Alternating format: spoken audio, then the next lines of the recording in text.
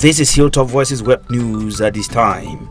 The Nsor Kingdom has begun celebrations marking 200 years since the transfer of its capital from Kovifem to Kimbo, in an event that has drawn widespread attention across the Fondom and among Nsor communities worldwide. The bicentenary celebration taking place from May 22nd to 23rd, 2026 on Nsor, the Fond's Palace in Kimbo, commemorates a defining chapter in Nsor history and identity. The anniversary reflects on the journey undertaken by the kingdom's ancestors and highlights the continuity of cultural traditions that have survived generations.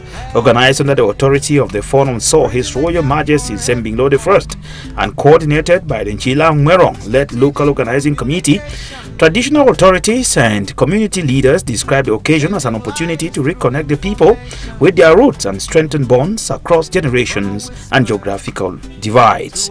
In a release issued by the Nsor Development Association, Nsorda, sons and daughters and friends of Nsor at home and abroad were urged to fully embrace the historic moment and contribute to making it memorable.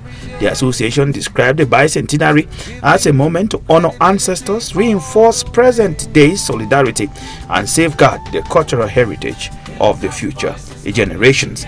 The anniversary is taking place at a period when Nsor, like many communities in the northwest region, continues to grapple with the consequences of years of armed conflict. Against that backdrop, the celebrations have also taken on a message of healing and renewal. Earlier this year, His Majesty the Fond of Nsor declared 2026 the Year of Love, known in Lamso as Kiyake Kongnin, calling on his people to embrace reconciliation and rebuild fractured societal ties. Hilltop voices, day and night.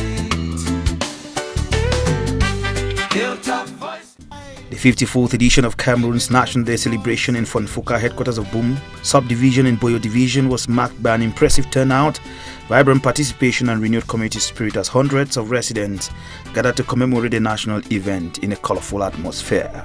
Among the political parties that took part in the celebration, the Boyo 4 section of the ruling Cameroon People's Democratic Movement (CPDM) clearly emerged as the most visible and organized force during the march past. The National Union for Democracy and Progress, associated with Bello Pupa Maigari, also made a notable appearance and maintained a respectable level of participation. However, observers noted that the party's presence was less overwhelming compared to the previous year's celebration, where he had drawn significant attention. Other political parties equally answered present during the commemorative event.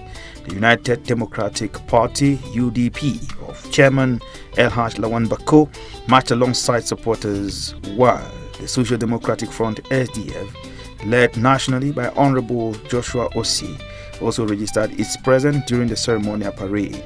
Their participation contributed to the pluralistic political atmosphere that is characteristic of the area. Bridging the gap for everyone.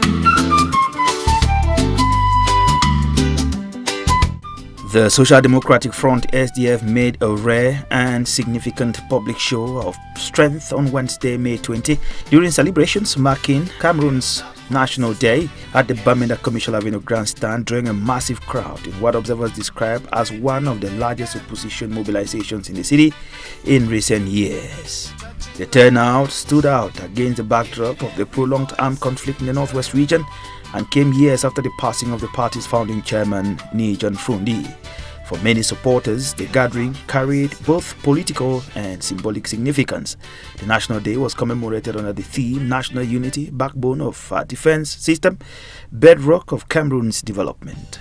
Yet, beyond the official national message, the atmosphere along Commercial Avenue reflected a renewed political energy from a party seeking to reconnect with its traditional support base.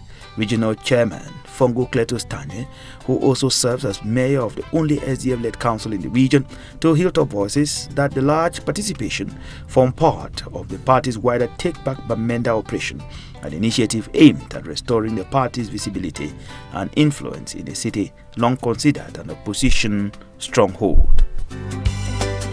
Hilltop voices, hey, bridging the gap for everyone.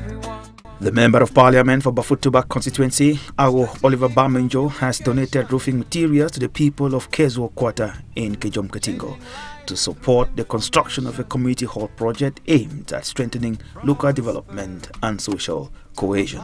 The donation was made on Sunday, 10 May 2026, following an appeal addressed to the MP by the Kezo community dated May 5, 2026. In a letter which Hilltop Voices has a copy, community leaders explained that the hall project had reached about 45% completion, and with walls raised and roof planks already mounted, but lacked roofing materials to move to the next phase.